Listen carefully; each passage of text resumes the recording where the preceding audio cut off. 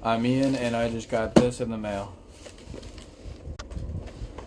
So I spent way too much money on this, but I think it's worth it.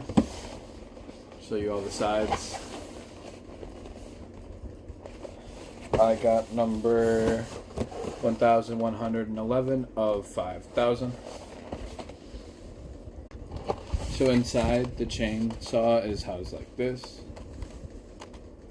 So this is what it looks like with the blade on. And we'll take the blade off to show you the inside. So inside we have the 4K and the VHS.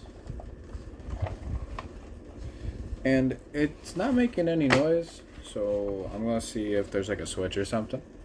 So it senses light.